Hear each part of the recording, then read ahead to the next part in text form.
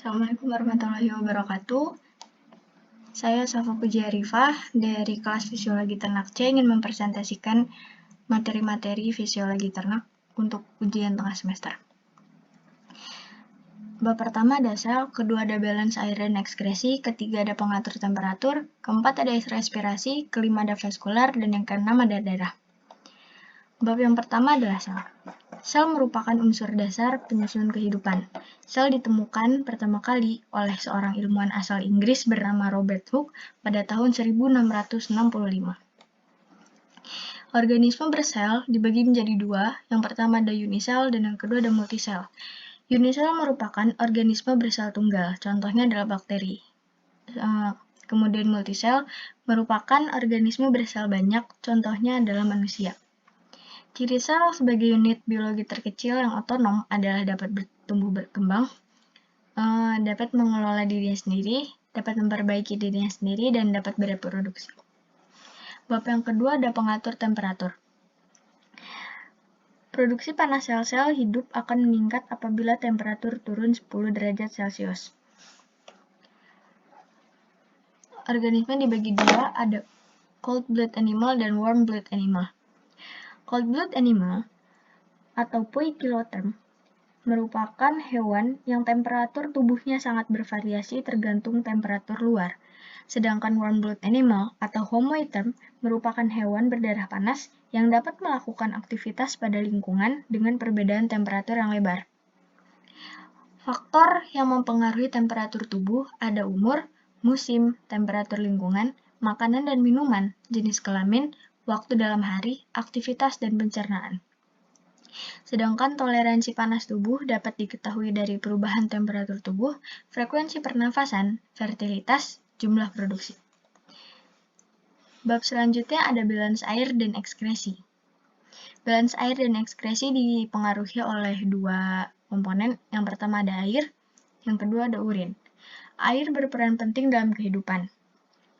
Sifat air yang khas yaitu mempunyai panas spesifik yang tinggi, sehingga air dapat menyimpan sejumlah panas yang besar tanpa adanya kenaikan temperatur yang tinggi.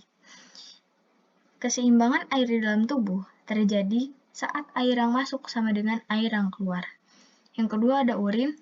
Urin ditentukan oleh jumlah cairan yang diekskresikan dan kemampuan ginjal mengkonsentrasi urin. Penyakit yang paling umum pada manusia dan hewan adalah diabetes insipidus. Bab selanjutnya ada respirasi. Respirasi merupakan semua proses kimia dan fisika di mana organisme menukar udara atau gas dengan lingkungannya. Respirasi dibagi dua, yaitu eksternal dan internal. Respirasi eksternal merupakan pertukaran udara yang terjadi di dalam paru-paru. Sedangkan respirasi internal merupakan pertukaran udara yang terjadi pada jaringan-jaringan yang ada di dalam tubuh. Fungsi utama respirasi adalah sebagai pengambil oksigen dan pengeluaran karbon dioksida, membantu pengaturan suhu tubuh, pengaturan pH, dan pembentukan suara. Ada dua aktivitas respirasi. Yang pertama inspirasi dan yang kedua ada ekspirasi. Inspirasi merupakan proses aktif yang memerlukan kontraksi otot-otot dalam tubuh, sedangkan ekspirasi merupakan proses pasif yang tidak memerlukan kontraksi otot-otot. Bab berikutnya ada vaskular. Vaskular merupakan komponen esensial pada sistem sirkulasi. Komponen esensial pada sistem sirkulasi meliputi jantung, arteri, kapiler, dan vena. Lalu ada darah. Darah berperan penting dalam sistem sirkulasi.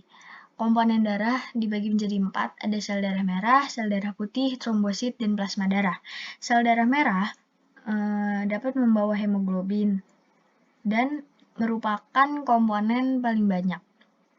Sel darah putih dapat memakan bakteri, virus, dan parasit lain. Dapat juga keluar masuk jaringan dan pembuluh darah. Sedangkan trombosit adalah komponen dari darah yang tidak berinti sel. Lalu ada plasma darah, adalah bagian cairan dari darah. Fungsi darah adalah untuk sistem respirasi, transport makanan, sistem ekskresi, pengatur suhu tubuh, pertahanan tubuh, transport hormon, dan keseimbangan asam basa. Sekian dari saya, kurang lebih mohon maaf. Assalamualaikum warahmatullahi wabarakatuh.